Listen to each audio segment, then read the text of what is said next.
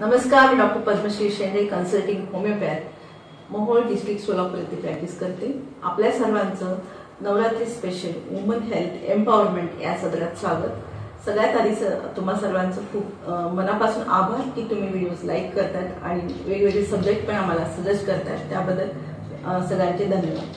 आज आपण स्त्रियांमध्ये कॉमनली पाहायला गेला आहे, म्हणजे इव्हन 10 महिलांमध्ये 2-3 महिलांना जो आढळतो तो थायरॉइड, ह्याविषयी जाणून घेणार आहोत.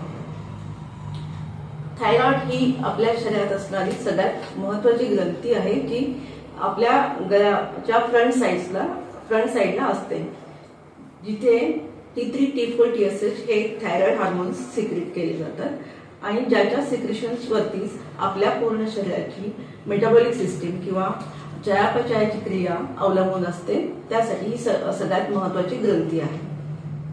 आता त्याच्यामध्ये 2 प्रकार असतात, एक हायपोथायरॉइडिझम आणि एक हायपरथायरॉइडिझम.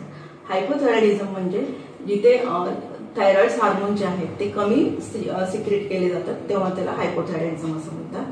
आणि जेव्हा हे हार्मोन्स प्रमाणापेक्षा जास्त सिक्रेट केलेले असतात, तेव्हा त्याला हायपरथायरॉइडिझम असं म्हणतात.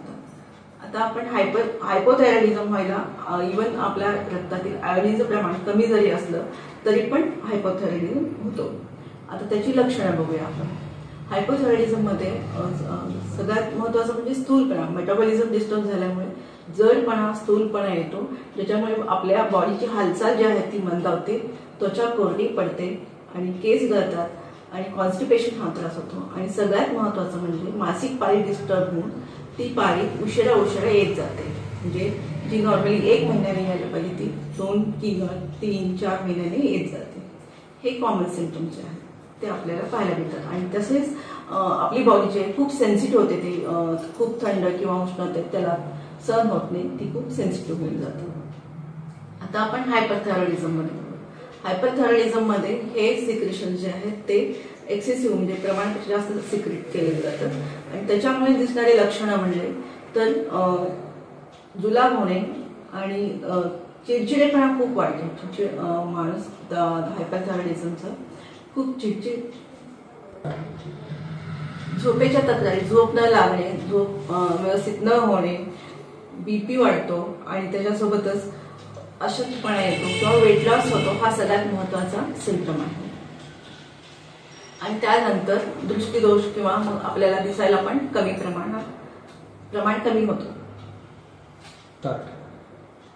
आता आपण ह्या थायरॉइडच्या डिस्टर्बन्समुळे आपल्या शरीरावरती काय परिणाम होतात ते बघूया. नॉर्मली इन्फर्टिलिटीज केसेसमध्ये हायपोथायरॉइडमुळे ओव्ह्युलेशन होत नाही, म्हणजे स्त्रीबीज जे आहे तयार व्हायला पाहिजे ते व्यवस्थित तयार होत नाही, त्यामुळे कन्सेप्शन होत नाही, प्रेग्नन्सी राहत नाही. आणि समजा प्रेग्नन्सी राहिली तरी पण हायपोथायरॉइडिझम असेल तर वारंवार गर्भपात होणे हा त्रास देखील त्या महिन्यामध्ये होऊ शकतो. ह्याचं कारण म्हणजे पहिले 3 ते 4 आठवडे जे आहेत तो गर्भ जो आहे तो आईच्या थायरॉइड लेवल हार्मोनच्या लेवलवरती डिपेंड असतं आणि त्यानंतरच ते बाळाचं स्वतंत्रपणे थायरॉइड काम करतं. मग जेव्हा हे थायरॉइड लेवल कमी असतं, मग त्या बाळाची मानसिक आणि शारीरिक जी वाढ व्हायला पाहिजे पहिल्या 3 महिन्यांमध्ये ती व्यवस्थित होत नाही. त्यामुळे वाढ न झाल्यामुळे मग गर्भपात व्हायचे प्रमाण जास्त होतं. त्यामुळे प्रत्येक महिलेने ज्याला हायपोथायरॉइड आहे त्यांनी प्रेग्नन्सीच्या पहिल्या 3 महिन्यांमध्ये खूप काळजी घेणं गरजेचं आहे आणि थायरॉइड लेवल नॉर्मल ठेवणं फार गरजेचं आहे.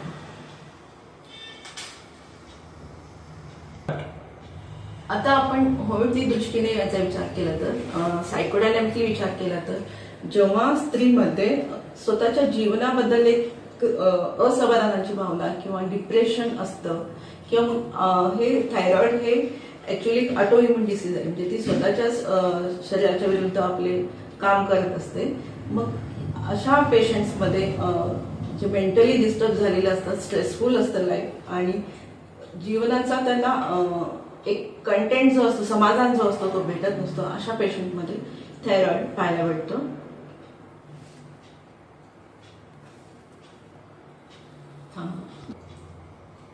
आता आपण जेव्हा अशी लक्षणं दिसली तर डॉक्टरांकडे जायचंय आणि तिथे काही टेस्ट असतात, थायरॉइड फंक्शन टेस्ट म्हणतात त्याला, T3, T4, TSH level check करतात आणि ह्यात सगळ्यात महत्त्वाचं म्हणजे जेव्हा तुम्हाला हायपोथायरॉइडिझम असतो तेव्हा TSH ची लेवल ही वाढलेली असते आणि ह्याच्या उलट जेव्हा तुम्हाला हायपरथायरॉइडिझम असतो तेव्हा TSH हार्मोनची लेवल कमी झालेली असते. हे प्रत्येकाने लक्षात ठेवायचं. आणि त्याप्रमाणे तुम्हाला ॲलोपॅथीप्रमाणे ह्याला थायरॉक्सिन टॅबलेट देतात, ते कंटिन्यू लाईफ लॉंग घ्यावं लागतं, त्याशिवाय ते कमी होत नाही.